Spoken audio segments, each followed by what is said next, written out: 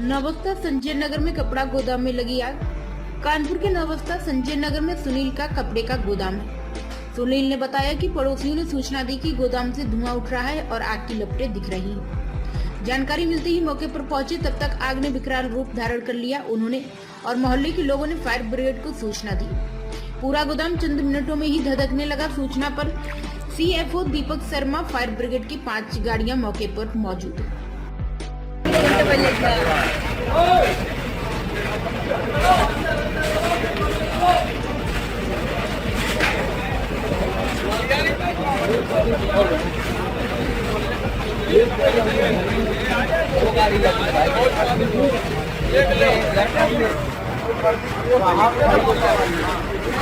एकदम ठीक है।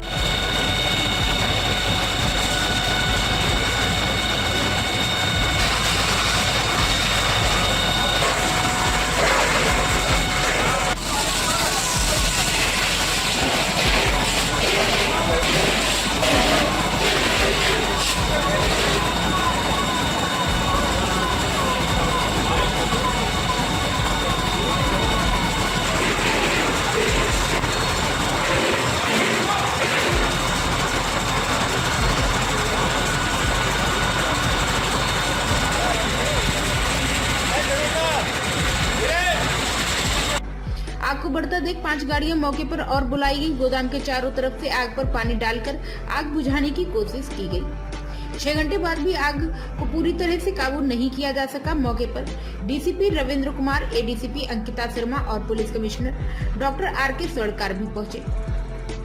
सीएफओ दीपक शर्मा ने बताया कि करीब 6 घंटे की मशक्कत से आग को काबू में कर लिया गया है।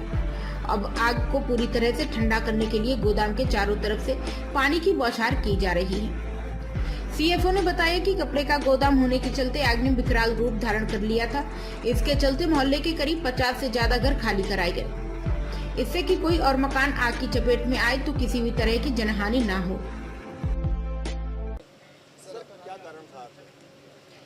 आग के कारणों के बारे में अभी नहीं कहा जा सकता। हम इसको एग्जामिन करेंगे। It may be short circuit, it may not be short circuit, but there is possibility कि इलेक्ट्रिक शॉर्ट सर्किट की संभावना ज़्यादा दिख रही है। फिलहाल उसकी जांच हम कर रहे हैं और यहाँ पे जो लोग यहाँ पे छतों पे सोए हुए थे, वर्कर्स का, उनको एवैक्यूएट कर लिया गया। कोई लॉस ऑफ लाइफ नहीं है, कोई इंजरी नहीं है और आग पर भी कंट्रोल कर लिया गया है। चारों तरफ एस्केलेट होने की कोई संभावना नहीं है और कपड़े भरे हुए हैं। चूँकि ये सब कॉन्ट्रैक्ट का काम करते हैं तो इनको कहीं भी किसी भी सरकारी प्रतिष्ठान से जब भी टेंडर मिलता है तो उसका सब टेंडर इनको मिलता है और ये कपड़े सिलने का काम करते हैं। 50-60 यहाँ मशीनें भी हैं और 100 के आसपास कारीगर यहाँ काम करते रहे हैं।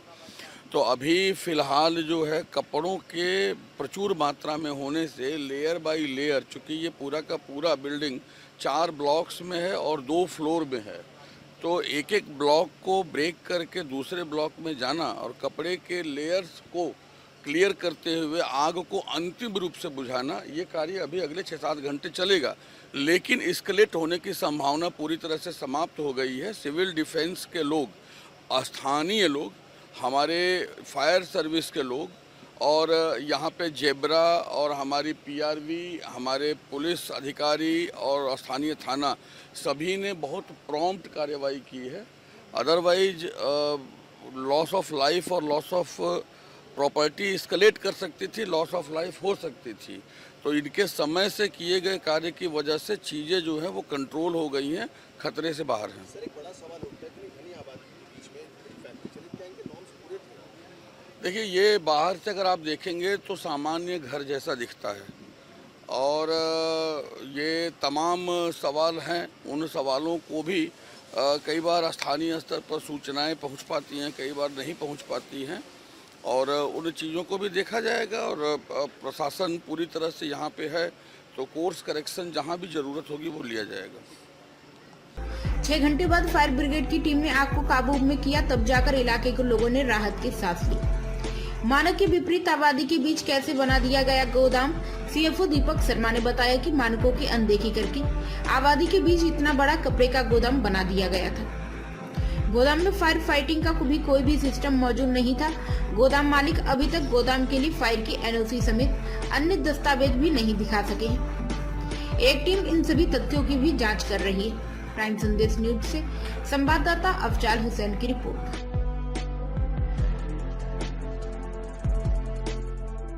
सिचुएशन है अभी तक कितनी गाड़ियां आ गई है और कितना मौजूदा समय यहाँ पर कपड़े के गोदाम की फैक्ट्री में केशव नगर में थाना नौबस्ता क्षेत्र में आज सुबह भोर में आग लगी थी और आग की सूचना मिलने के तुरंत बाद फायर सर्विस की गाड़ियाँ लगातार यहाँ पर आग बुझाने के काम में लगी हुई हैं। 100 से ज़्यादा फायर सर्विस के अधिकारी कर्मचारी यहाँ पर लगे हुए हैं और जो हमारे 13 जो फायर सर्विस स्टेशन है उन सबकी गाड़ियाँ बारी बारी से पानी भर करके एक के बाद एक लगातार पानी आग बुझाने का काम कर रही है। और इस कपड़े का गोदाम था और यहाँ पर क्योंकि इस गोदाम के 3 तरफ से रास्ते अवेलेबल हैं तो तीनों तरफ से गाड़ियों का आवागमन हो रहा है। फायर सर्विस की गाड़ियाँ आ रही हैं तो रेस्क्यू ऑपरेशन पूरे जोर शोर पर है। सीएफओ जो पूरे जिले भर के सीएफओ कमिश्नरेट के सीएफओ यहाँ रात से ही मौजूद हैं और हमारे जो इस क्षेत्र के जो जोनल पुलिस उपायुक्त हैं वो और जो एडिशनल सीपी हैं एडिशनल डीसीपी हैं वो भी यहाँ पर मौजूद हैं। फोर्स भी लगी हुई है। रूट जो है आवागमन के लिए वाहनों के लिए खासतौर से फायर सर्विस की गाड़ियों के आवागमन के लिए दिक्कत नहीं हो उसके लिए डाइवर्जन भी लगा दिया गया है। जो आसपास के घर हैं वो डैमेज नहीं हो उसके लिए उन लोगों को खाली करवा दिया गया, सुरक्षित स्थानों पर उनको शिफ्ट करवा दिया गया है और स्थिति धीरे धीरे नियंत्रण में आ रही है।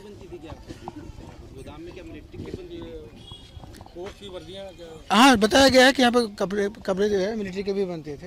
हाँ सर क्या आकलन है कितना नुकसान हुआ? ये तो अभी आकलन करके बताया जाएगा। अभी कंट्रोल में है। हाँ और जल्दी ही एकदम बुझने की पूरी संभावना है। सर मेन आबादी है यहाँ पर चारों तरफ और बीच में इतनी बड़ी आग लगी हुई है कहीं ना कहीं कारखाना आबादी के लोगों को सबको बचाया गया। कोई भी जनहानि नहीं है। एक भी आदमी के साथ कोई कैजुअलिटी नहीं है। समय से सब लोगों को बचा लिया गया है। अब जो माल का जो नुकसान हुआ है उसका आकलन किया जाएगा। उसको मिनिमम करने की पूरी कोशिश रात से ही चल रही है। सुबह से ही चल रही है। वो तो सब रिकॉर्डेड है। हाँ।